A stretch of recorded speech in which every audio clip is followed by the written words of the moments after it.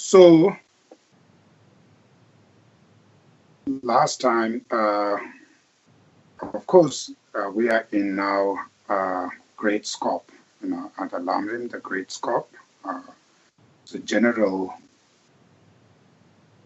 teachings we just finished in last time. So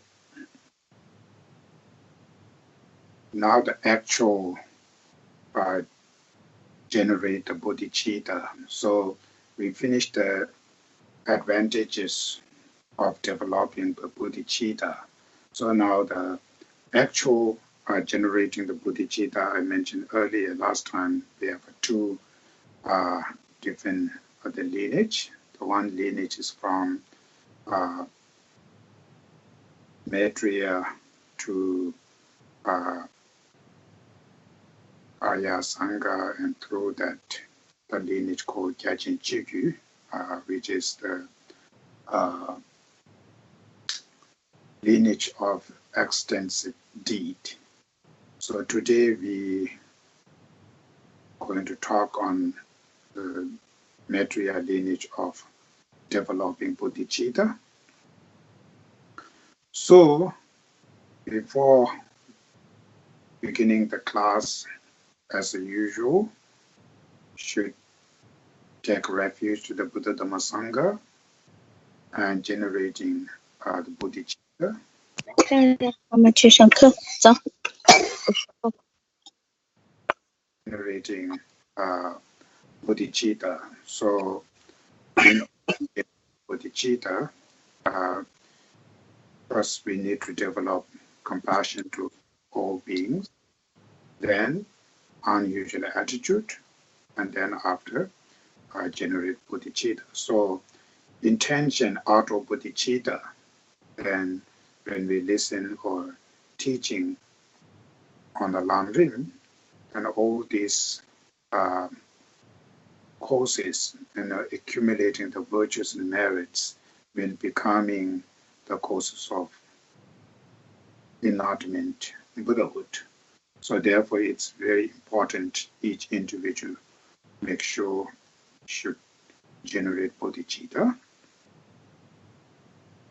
So now Maitreya lineage to develop bodhicitta is called the 7 cause and effect instruction. So 7 cause and effect. Last time, like 7-point cause and effect precept or 7-point cause and effect instruction. So 7-point cause and effect precept or instruction, which are the six of them are the causes, and the 7th, the last one, is the bodhicitta. So in order to develop bodhicitta, make sure first these 6 causes should be developed first. So then you can able to generate bodhicitta. So without these 6 causes, developing bodhicitta might be very difficult. Specific around there, compassion and unusual attitudes, these are the main causes of the bodhicitta.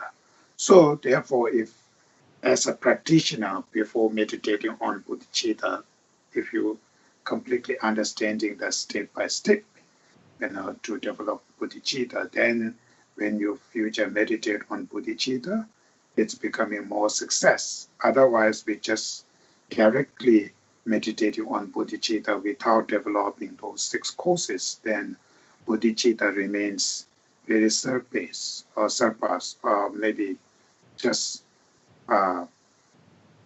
what you call stay in surface level, not in the deeper level.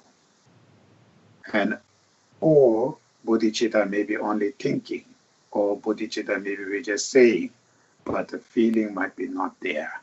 So therefore, in order to success, to develop full bodhicitta, you need to go through these 6 courses. So around the 6 courses, first, all sentient beings as my mother, remember their kindness and wish to repay their kindness, and affection, love, compassion, unusual attitude. These are the 6 courses, and then after the Bodhicitta. So first, all sentient being is my mother, and I remember their kindness, and I repay their kindness. These are the sort of like what you call, it's like the foundation or the basic to develop the affection, love. So the how it comes means first unusual attitude, right? Unusual attitude we call taksam in Tibetan, which call maybe special compassion, which is not just wish other beings be free from suffering, but wish to save them, wish others, right? Wish to save or wish to free. So it's called dungele kyopa. Kyopa means wish to save them from their suffering and causes of suffering. Tunge Teltu in Tibetan, which is wish to free from their suffering. So wish to free from their suffering is just usual compassion. So the unusual attitude, which means wish to save others from their suffering.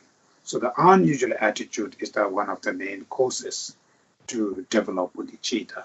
So bodhicitta is the mind who's seeking oneself to achieve enlightenment for the sake of others. So main the intention is you want to help to others, you want to save others from their sufferings and the causes of suffering. But in order to save others from suffering, first oneself need to achieve enlightenment Buddhahood. The reason is you saving others is not just blessing or just only prayer or something. You have to have full potential, full power to able to save others. Around there, the main power is the omniscient, so Buddha mind. So omniscient is the mind who cognizing, who perceiving each and all phenomena directly. So if you have an omniscient, then first yourself understanding all the phenomena, all the truths of the phenomena, and you can able to see the others, their brain capacity. So then you know which message is more relevant with this person or that person. Even message right doesn't mean you just deliver the message. So certain people, maybe this message will be help. Certain people, even the message is right, but instead of helping, it might be harm them.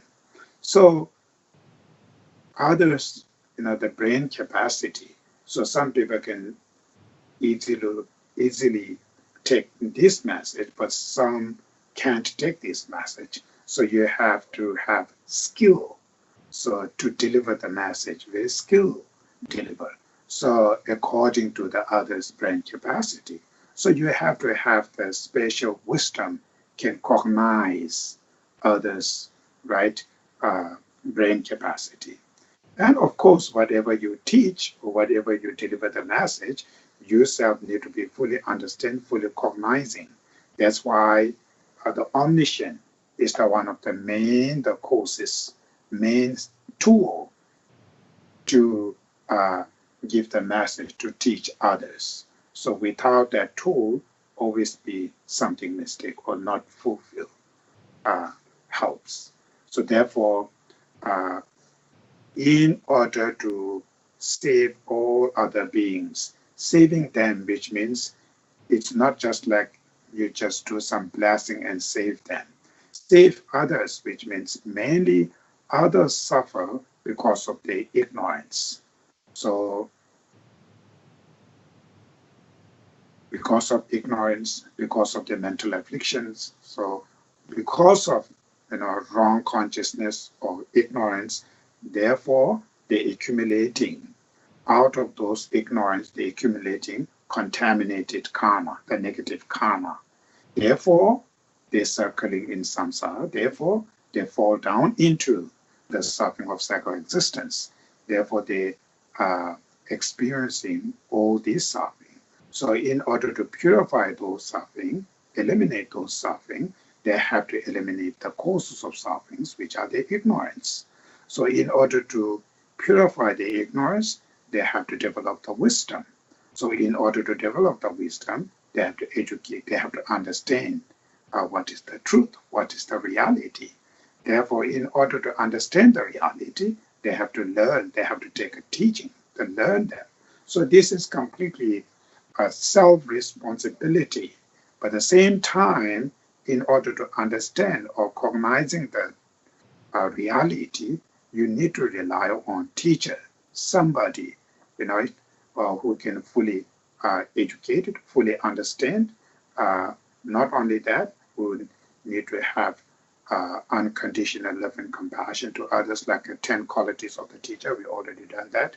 So these kind of teacher then, through relying on these teacher, then oneself learn, then meditate, develop through that you cleansing your ignorance. That's how you can purify your suffering.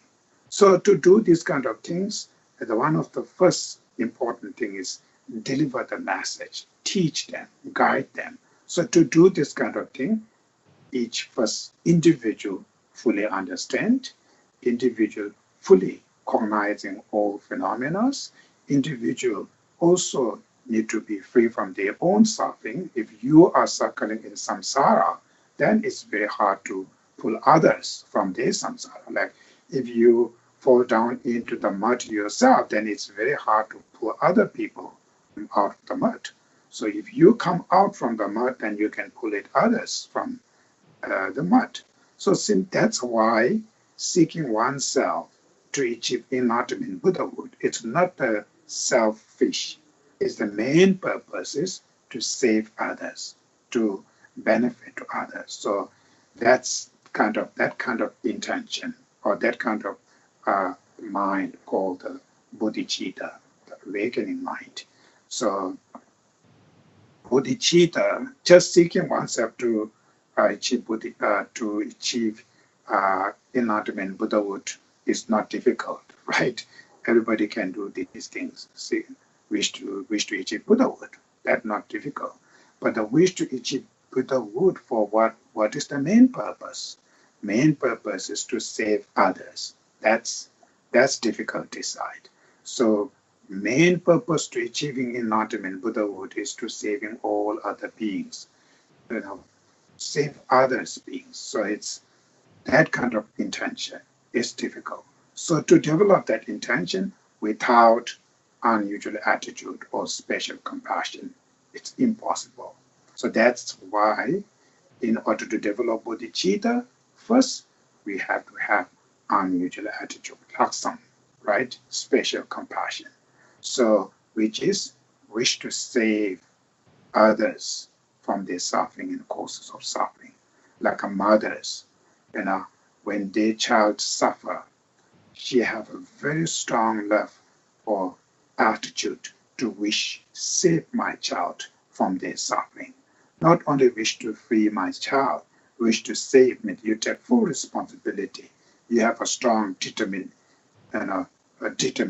You can determine yourself. We're going to save my children. We're going to help to my children. So wish to save, wish to help to one's own children.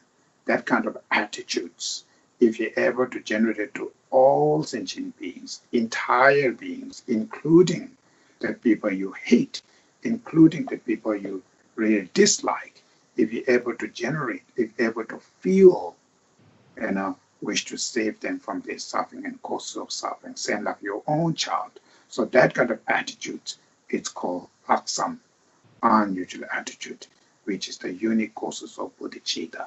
So in order to generate bodhicitta, without unusual attitude, it's impossible to develop bodhicitta. So practitioner, Mahayana practitioners, it's so important to first focus to develop unusual attitude, laksam. So how should we develop laksam or unusual attitudes? So laksam or unusual attitude is the mind who's seeking others, right? To save them, help them.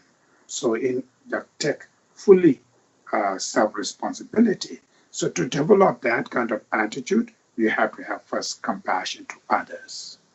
So without feeling compassion to others, then laksam, or the unusual attitude, is impossible.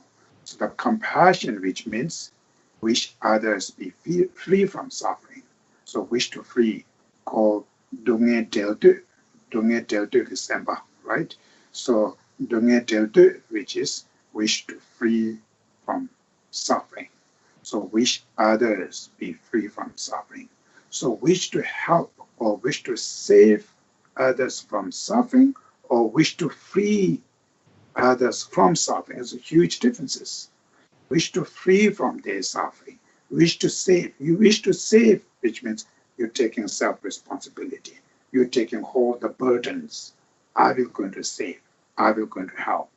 Wish to free means you really feel empathy or the sympathy, or you feel something, you touch your heart to there, but you're not taking completely self-responsibility.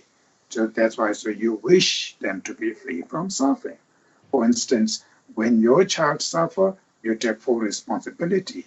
But when you see the other's child, they suffer, when they're suffering, we feel sorry, we feel compassion, wish this child will be free from suffering. But it's hard to take self-responsibility. Are we going to fix it? We can't do this, right? But most of us. So that differences, wish to free and wish to save. So it's Tibetan called Dunge Deldu and Dunge Le Kyopa. So it's Dunge Le Kyopa, which means wish to save them from their suffering. That's unusual attitude, laksam. Now, to develop this attitude, compassion, wish to free others from their suffering, right? So it's have to go exactly this step by step.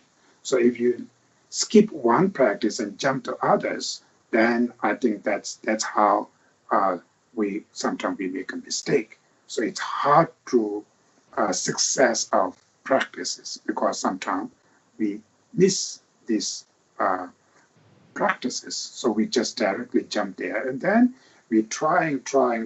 Most of the time we visualizing or we thinking, but the feeling it's very hard, very difficult. So that's why first, in order to develop laksam or unusual attitude, we should go compassion to others. Wish each and all of those beings be free from sufferings and the causes of suffering. That's called compassion. So which each and all. So each and all, which means not only one person, every beings. So including the people you hate, people you dislike, we call the enemies, including your enemies and everybody. Make sure you really wish them to be free from suffering. So, and each and all, so each and all, right? So each and all, which means sometimes when we meditate, we just meditating the general all sentient beings be free from suffering. That's how we meditate compassion. But do you really feel compassion to your neighbor, to this guy, to that guy? Nobody. So when you go to the individual, we never feel any compassion. Our compassion is just general. So that kind of compassion will not that much helps. So we have to make sure to each individual, that's why I call each and all beings. So either one being or either 10 beings or either 1,000 or million or countless. So every beings, we need to feel that same compassion to each and all of them.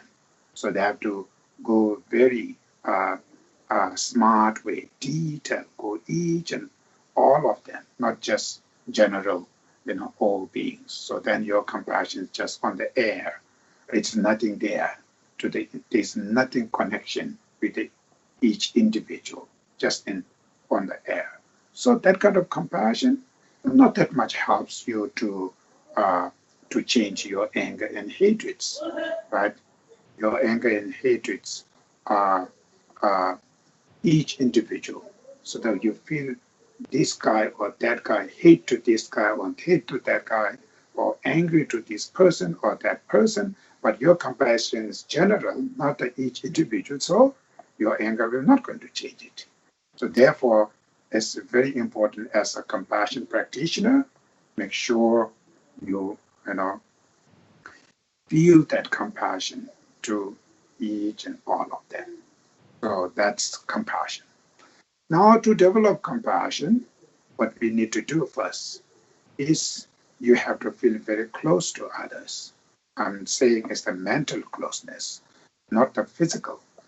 Physical sometimes close, sometimes have to stay distant. If there's a trouble, if they make something problem, then stay away, right? So mentally need to feel close. So if you don't feel close, if you don't touch your heart to others, then compassion very difficult. So it's called affection love. So the affection love, which is feeling sense of closeness, feel dear to others. So when you feel close, when you feel dear to others, then compassions, are easy. So if you don't feel very close, if you don't feel dear to the others, then compassion is very, very difficult. That's why the sometime when you look, so you feel easier to feel compassion to your families, your friends, the people you feel close, but to feel compassion to your enemy, very difficult. So why it's feel difficult, difficult feeling compassion to them is because mentally you stay very distant. So mentally, when you stay very distant with them, feeling compassion is very difficult. Even you meditate compassion to them, I mentioned earlier, this meditation of compassion is only comes in the thinking level, in the brain level. It's not from the heart. So in order to feel compassion from deep of your heart, you have to feel very closeness, feel dear to others. So that's called the affection love. So in order to generate compassion, we have to meditate first affection love. It's called mind of endearment, right? Yonki Jamba in Tibetan, affection love, Yonki Jamba, which when go deeper down is mind of endearment. Seeing everybody as a lovable, seeing others as a very lovable, right? It's not like attachment lovable. So it's more positive way of virtuous way of lovable seeing others. So that kind of mind of endearment, affection, love is the causes of compassion. So as a compassion practitioner, you need to first make sure meditate on affection love. Now, how should we feel dear to others? How should we develop sense of closeness, feel close to others? Is remember others' kindness, repay their kindness. So these are the attitudes. So if you feel, if you see others, if you appreciate others' kindness, if you feel gratitude to the other, then your heart will feel closer to them, feel dear to them. So feel gratitude or others' kindness is first we should remember others' kindness. So wish to repay their kindness. It makes much closer, mentally closer to the other. Same time, wish to repay kindness can help you to develop a laksam. I will going to save them. I will going to help them. You take self-responsibility because even that time, wish to repay their kindness, you're taking something. I will going to repay their kindness. So you're taking something responsibility. So that's how the first, before you're developing uh, uh, this kind of attitude, affection love, we have to develop wish to repay their kindness. In order to develop wish to repay their kindness, remember others' kindness. So in order to develop remember others' kindness, that's how you say all sentient beings, your mother. So that's how the three this practice. All sentient being is your mother. Remember their kindness, and I wish to repay their kindness. These are the three practice, which is the unique causes of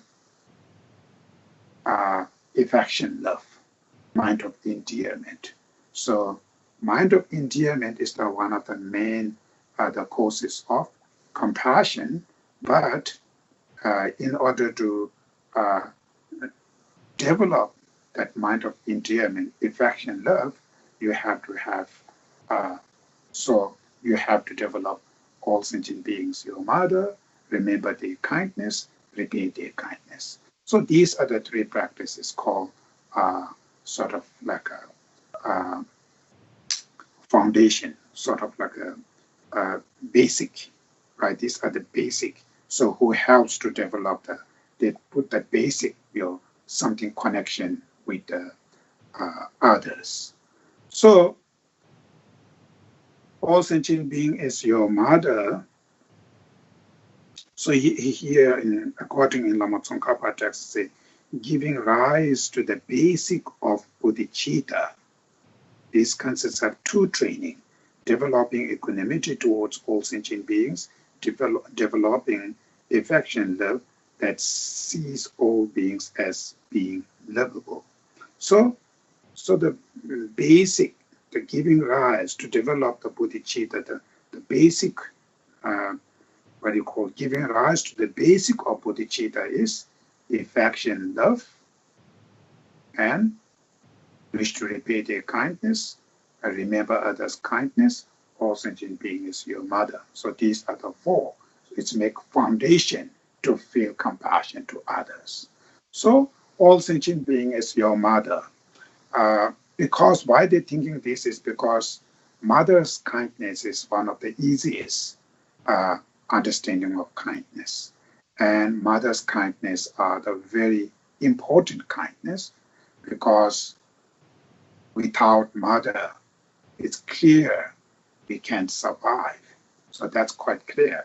So everything today you have is first the seed, which is taken care by your parents. So therefore, it's much easier to remember, the kindness. It's the mother's kindness. So that's why they label as a mother's kind. All sentient being is your mother. We're meditating that. We can do all sentient being is your father, all sentient being as your grandfather or grandmother, whatever, which one is makes you more easier to remember kindness, to something touch your heart. When you think about those beings, to something feel, so something feel something gratitude. So either mother or father or whoever. So here we, in a general, the mother is the main, that's why they put it, all sentient being is your mother. So this kind of the purpose of this meditation is to remember their kindness. So if you think about, oh, mothers used to be shouting me, screaming me, or like that, if you're going on the negative way, then, even you meditate all sentient beings, your mother, not that much helps you. The purpose of meditation on all sentient beings, your mother, is to feel gratitude, to feel appreciate to their kindness. So that's how, if you have a struggle to feel that this kind of attitude to your mother, then you can do at your father, you can do at your grandparents. So that, something touched to your heart. So therefore, all sentient being is your mother, and then remember their kindness, the mother's kindness, right? From giving you birth, giving you educate, foods, shelters, everything. Otherwise, when they're born, they're just nothing, right? It's the naked. There's nothing. Without parents, you can't survive that. That's very clear. So you can't eat, you can't work, you can't talk. So it's nothing. So it's very fragile. So at that moment, without parents, there's no way to survive that.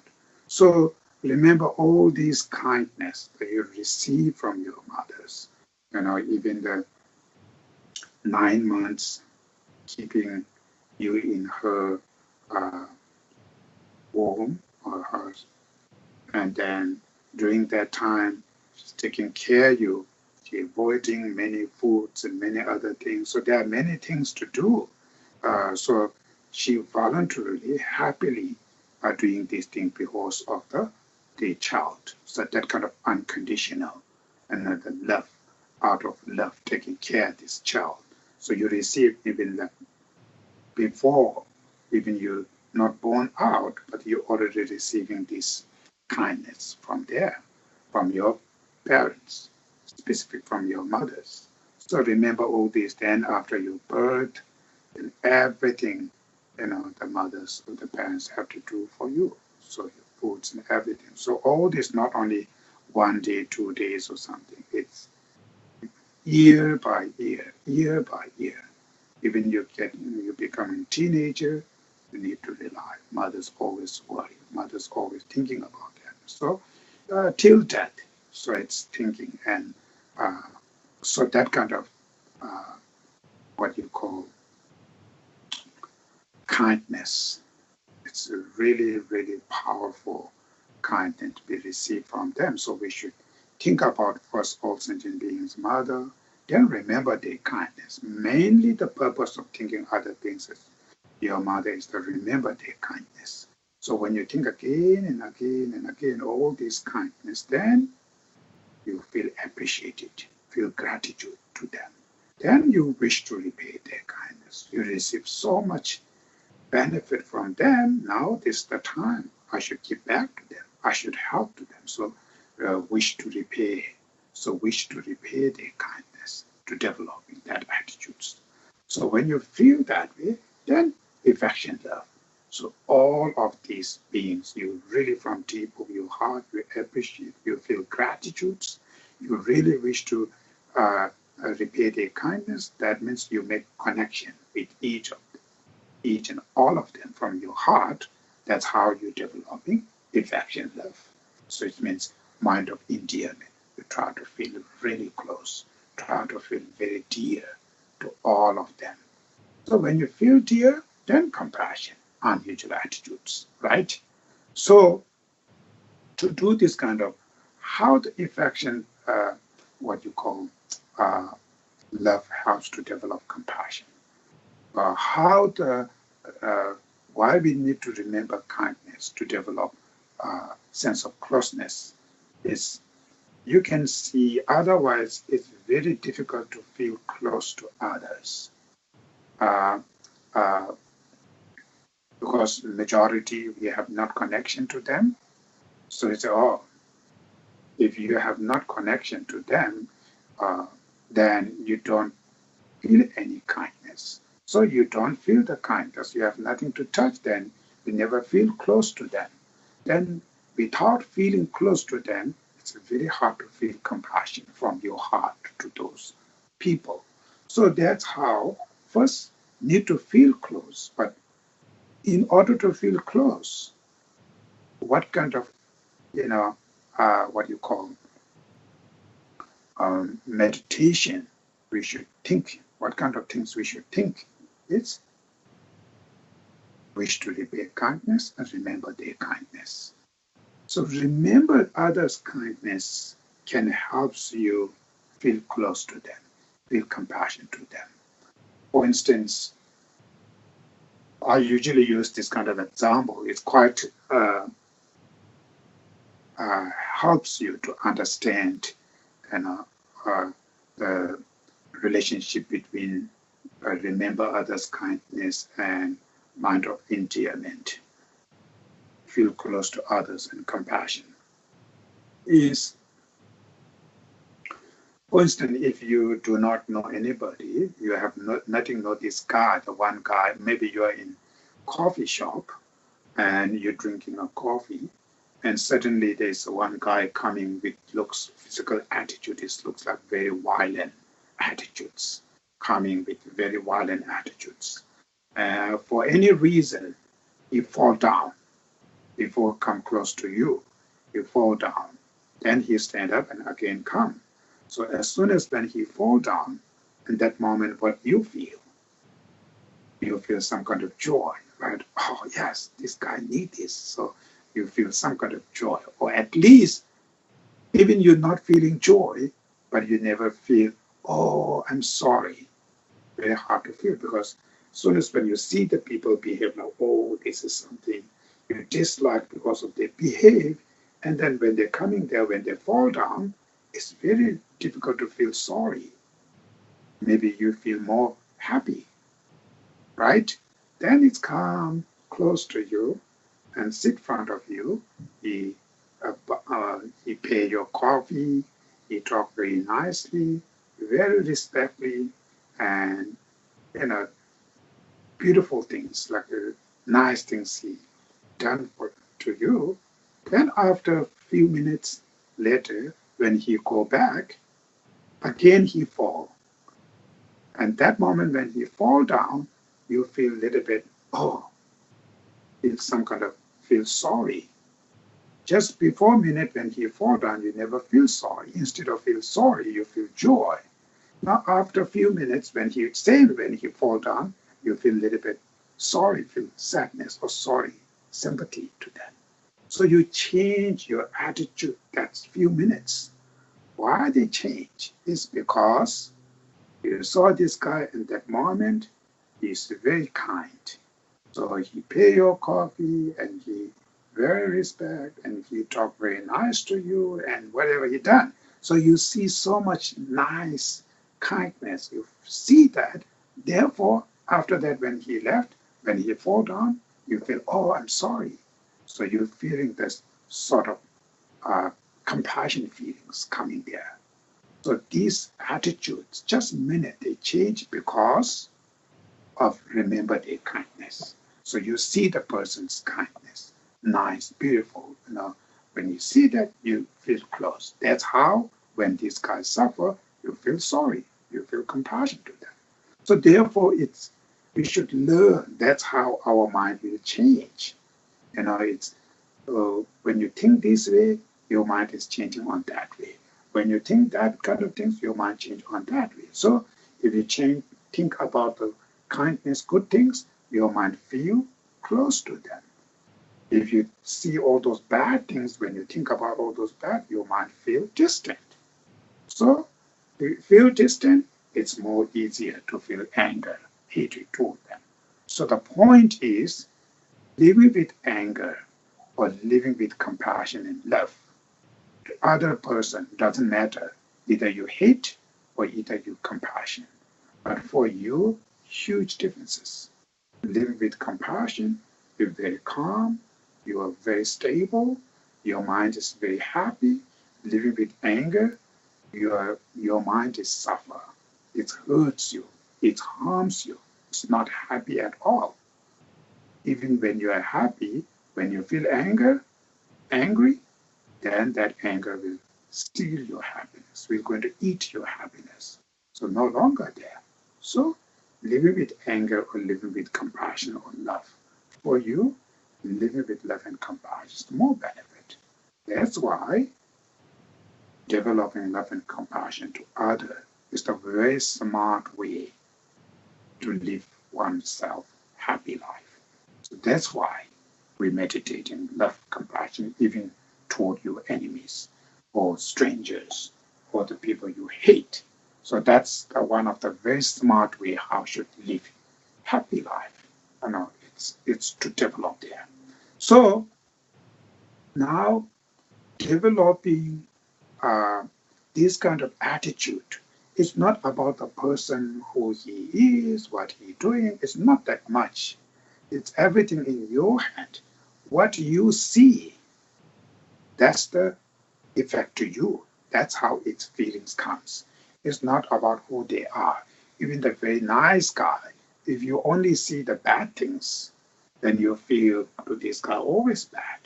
Even horrible person, if you see very good things always, you feel very close. You feel very joy. So it's not about who these people are. It's about what you're feeling, what you see. That's the reality. That's the gives you your feeling. So what you see, it's based on where you look. It's not about who they are, where you look. If you look in the negative way, you will see the negative. That's affect you negative. If you look in the positive way, you will see the positive. It can affect you very positive. So it's everything, it's in your hand. It's not about something there. So it's we are the people always so much worry about external. And are we judging to other people? We always thinking something there. We always fighting out there. As a smart way and as a mind training practitioner, it's not about who they are. You should smart in your mind which way you should look. So if you look on this way, you will see that way, you will feel that way. So it's where you look, it's everything in your hand. Because nobody can control to your seeing, and it's your hand. So therefore, we should first try to look good things. So kindness, learn to to to look at others' kindness, others' good qualities.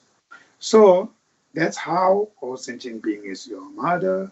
Remember their kindness, wish to repay their kindness, affection, love, compassion, then unusual attitude or laksam, then the result, bodhicitta.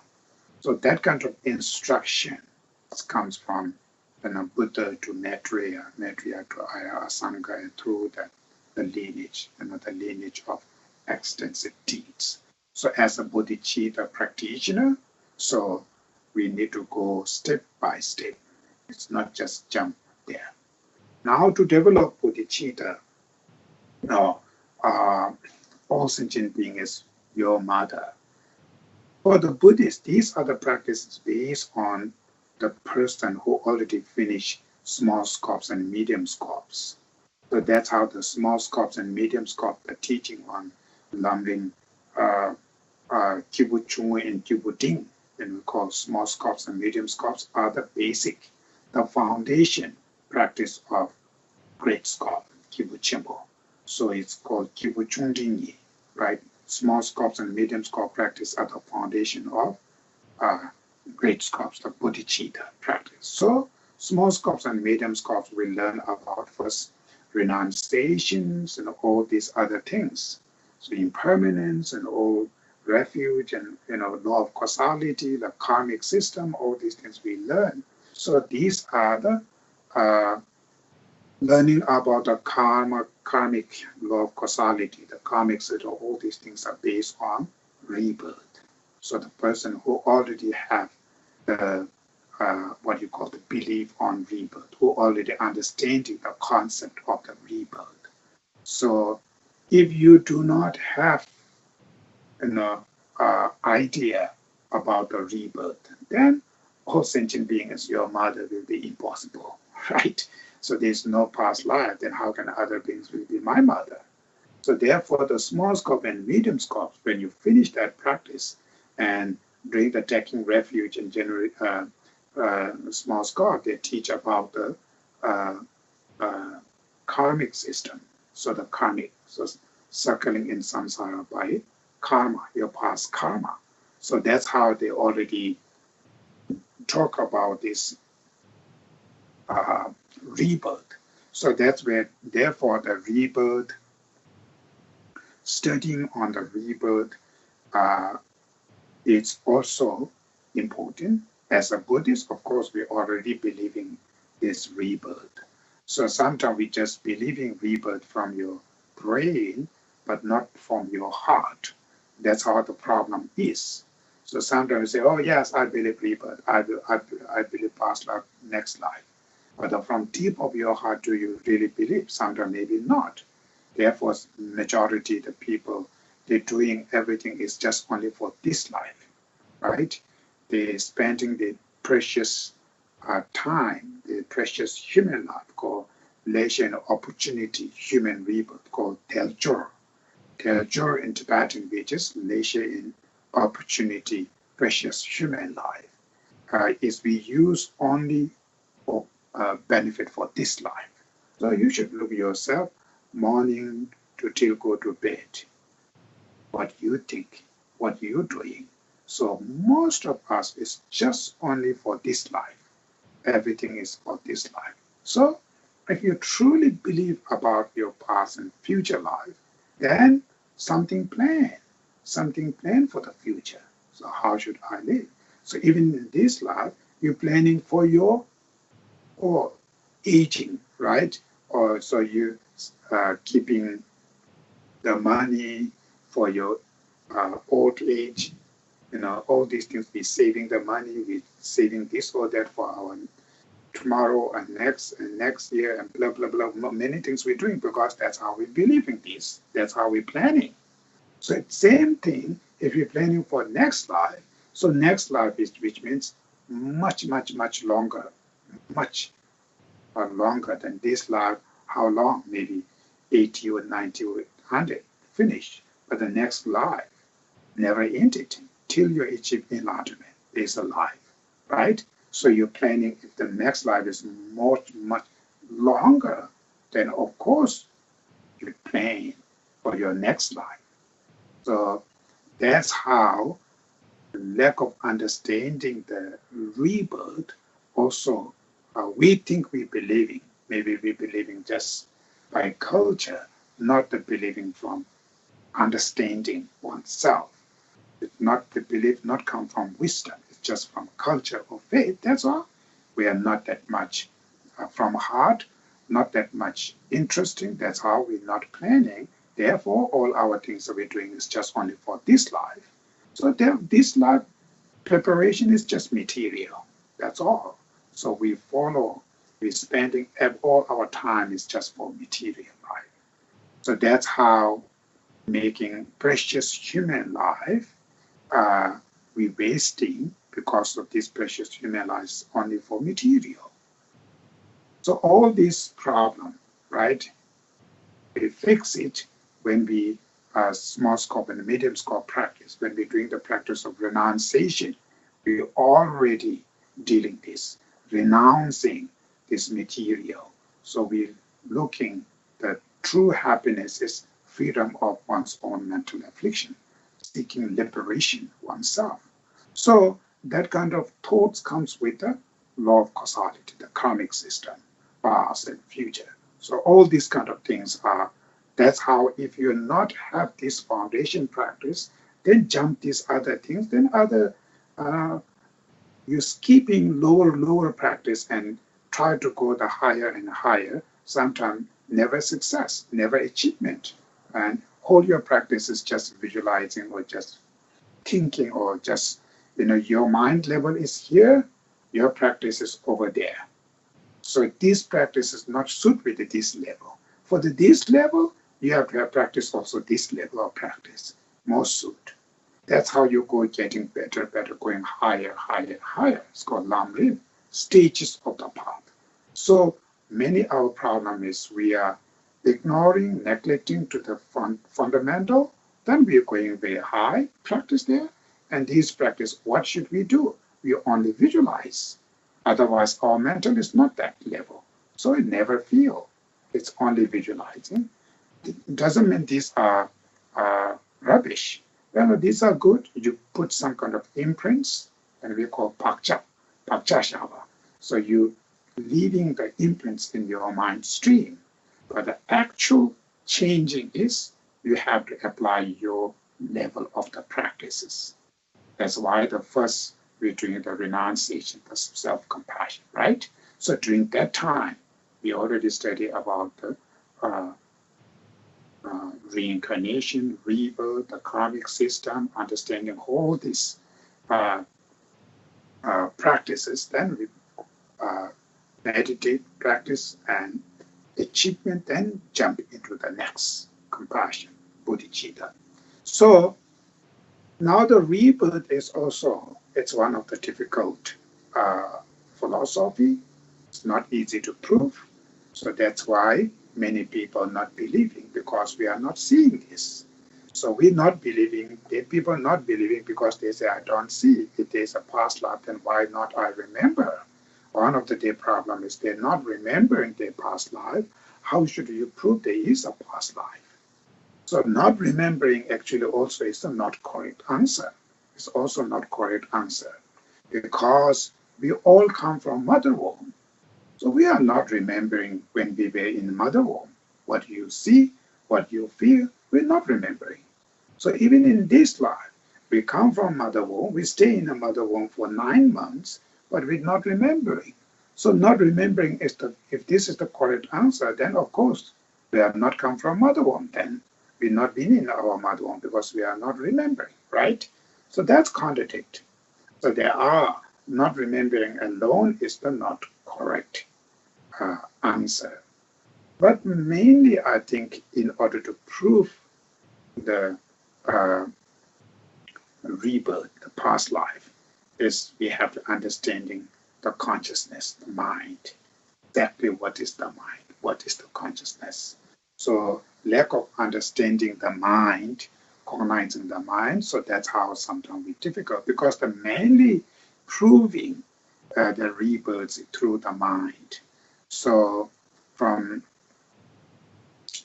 Dharmakirti text, I think, in his text is using Namshe Mimbe Namshe Nyeleme Chiantuk in the text. So the consciousness substantial causes should be consciousness. So saying is the substantial causes of consciousness have to be consciousness because substantial causes and the results should need to be same entity. So consciousness, which means luminous, right? Luminous, merely knowing and luminous or clear is the definition of consciousness. Merely experiencing or merely knowing and luminous is the definition of consciousness. So consciousness has no form, it's invisible. So the substantial causes should be similar, that same entity, which is luminous, no form, and what you call the function is they function as a knowing or experience. They need to be the same entity. Otherwise, if the causes is completely different nature and result is different nature, they can't be a relation. They can't be able to make this relationship. Cause and effect relationship always needs same entity, same nature, not same entity, maybe same nature of relationship. Like for instance, if apple seed, it's only give the result is apple. The apple seed never brings the banana, right? So apple seed brings the apple. So that means they have some kind of same nature of that apple seed that apple has. So if the good causes, result is good. Bad causes, result is bad. So that's how causes can create that result. If causes is very bad and creating very good result, that means it's what you call it's contradict with the reality. So cause and effect relationship is not created by Buddha or somebody. That's the nature. So the nature, if you shout it or scream it or use bad action, result the people you act with, the family, everybody will suffer. If you act very nice, polite, very beautiful, the result, family will remain happy. So your action is the causes of your result, happiness and suffering. So you're always shouting, screaming, fighting each other, then that family never be experiencing joyful family. So that's how the cause and effect relationship. So consciousness need to have the causes need to be consciousness. So the first consciousness, when you are connecting to your mother womb, and that first moment of that consciousness, what are the substantial causes of this consciousness? Is the parent's consciousness or there's certain? So if this is my consciousness has come from my parents, then I have to have some sort of same nature of my parents. So when their parents were smart, you should be very smart. they're a very compassionate person, you should be a more compassionate person. It's not. Sometimes the parents are very nice, the child's become quite wrathful, quite angry person. Sometimes the parents are very angry, the child is more calmness. Even the twin brother and twin sister, they're born everything in the same environment. They grow up in the mother womb, everything's same environment. It comes out, they have a completely two different nature. Their physical appearance are completely same, but their attitudes, their thinking is different. One is more calmer, one is more wrathful, or one is more intelligent, one is not that much. So they always have something. So that kind of attitudes, but the consciousness, the mind, come from where, right? So if the parents I mentioned earlier is also contradict. So from the Buddhists, there are something consciousness who becoming substantial causes of your consciousness, so that past consciousness, where is that? It's called that the past life. Past life, if you are more compassionate, in this life, even the baby comes out with a very calm, compassionate baby. In the past life is a very angry person. In this life, and when you're born, you already have that attitudes of anger. So that's how the Buddhists believe about this rebirth. And of course, if you go to each individual's the story. Now today, every countries they have those children's, and because sometimes you can still say yes, even your parents is not angry or something, but maybe your grandparents have something. So it's some kind of particles, DNA come from your grandparents, seed something in your brain will causes behave like this or that. They can say that. But when you ask, there are many stories. It's not only one or two. Every country has. It's like a little baby at the age of 3 or 4 when they're able to talk. They talk about very interesting things in their past life. They're remembering. So some of them even very clear their parents' name, where they live, their siblings, everything very clear, right? There's not only one or two, there are many. So this kind of mindfulness, where they come from, they can come from the grandparents, their parents, because they have no idea. This is just one life before, and he's in the East, born in West. Their parents' lineage, nobody has this information. So where he got this information? So yeah, there are many other things like that. These kind of stories, not only one or two, there are so many. So because of these are the reason we use there are, past and future life. So first, very important to understanding the past life and future life, because that's also very good to helps to develop renunciation. Because if your concept is only one life, then your mind is only for this life. So this life benefit is or become more rich, blah, blah, blah, this or that, finish. Then liberation, what? When you die, finish. There's nothing. So what's the point to do meditation for liberation or achieve enlightenment, right? So if you believe in on the rebirth, then this life living, how much good, how much bad, is the one of the very small pieces. There's so many lives come from past, so many lives come going to be future. So it's not that much makes you attached, makes you sadness. Even bad, not that much sad. You're still preparing more in your future.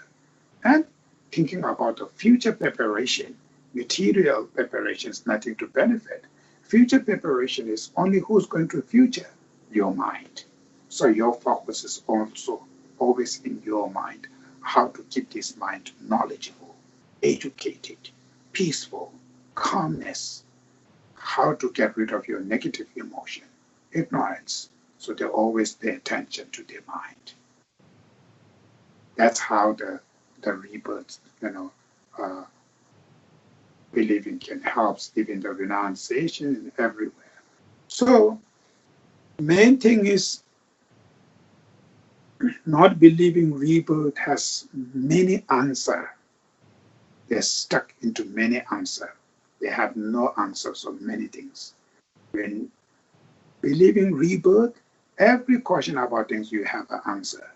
You can be able to give these answers. That's the main thing. So therefore, believing that a rebirth is the first fundamental. We finish in the small medium scope. Based on that philosophy, that belief, then all sentient being is your mother. Remember their kindness, repay their kindness. Then affection, love, compassion, unusual attitude. Then result bodhicitta, the mind of awakening. That's the one way. Now, how to meditate, how to develop. I give you just simple for instruction. So now the meditation level, they have first go to the neutral beings, then go to the yoga class. There's you have to mind, change. The object need to be changed. So that we're going to be discussed next class. But it's not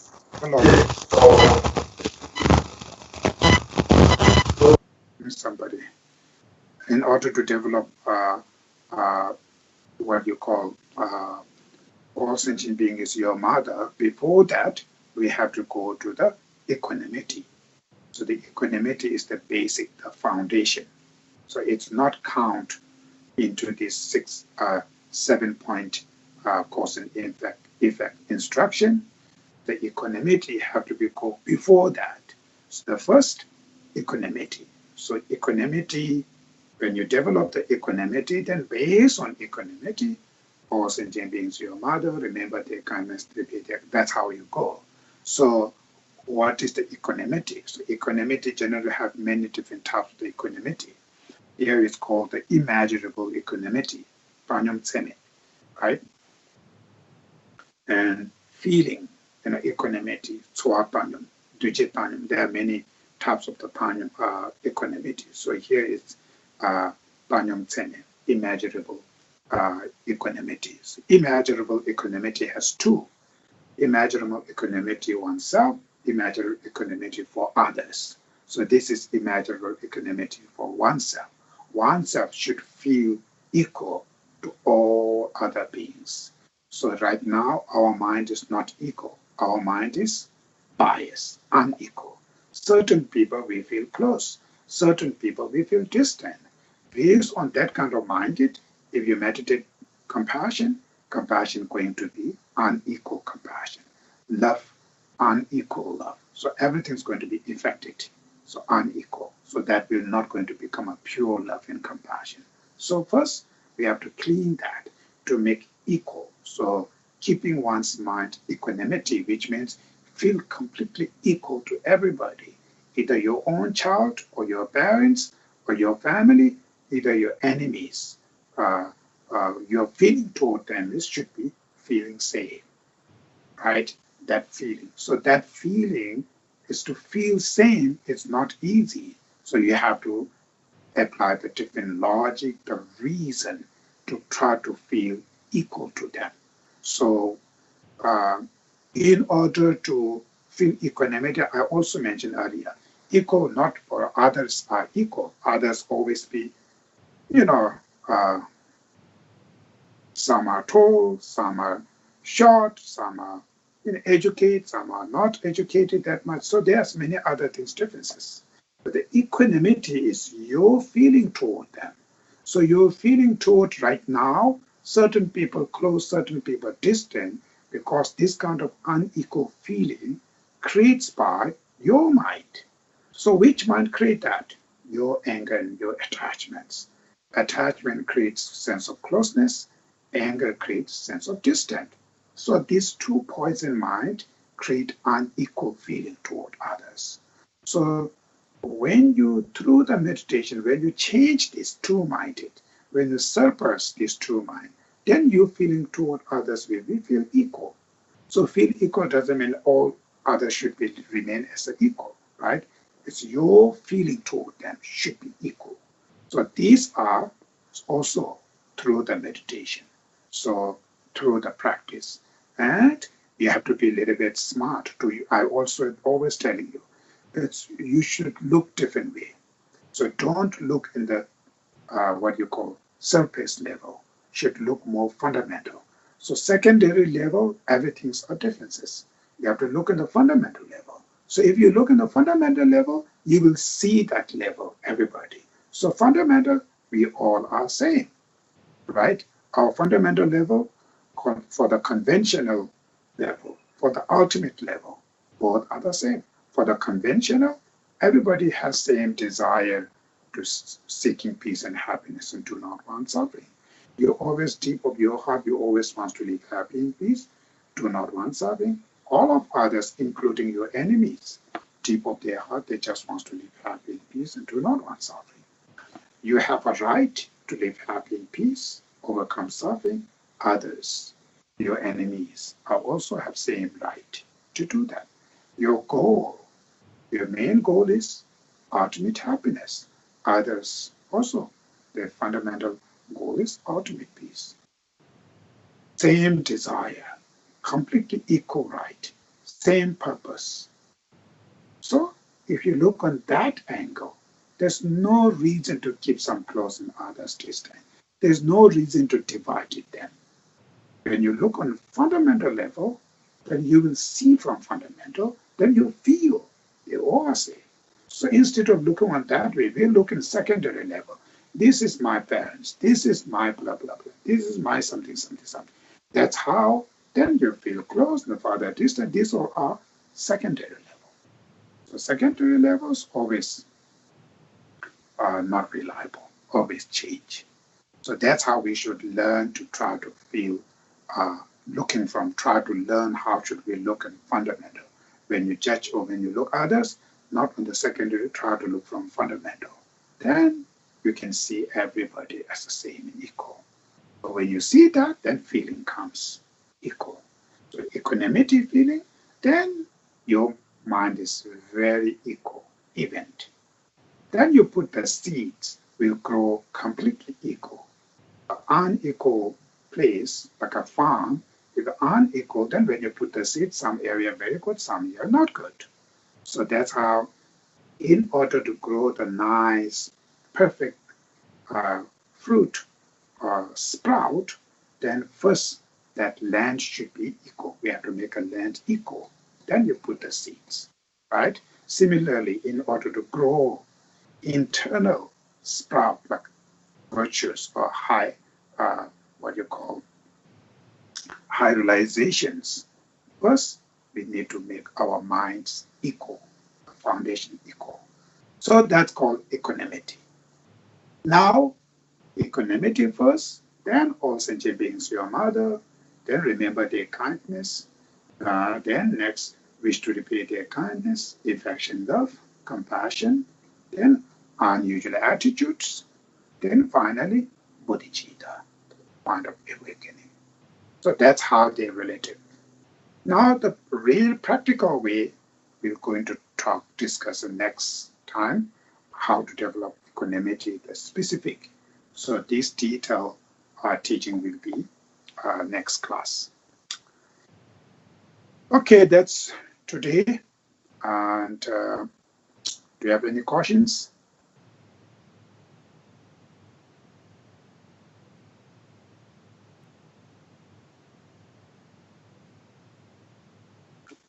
Okay, if you do not have questions, then we'll leave here. So that finally we should dedicate our virtues and merits to benefit to all beings, world peace, and His Holiness the Dalai Lama should remain eons and eons, fulfill his wishes, through that all these great masters will remain eons and eons and benefit to all. And you should also dedicate your own individual's dedication. You should add it there.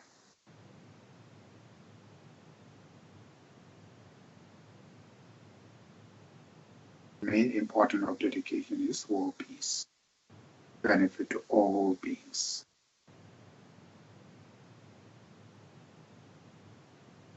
Okay, thank you.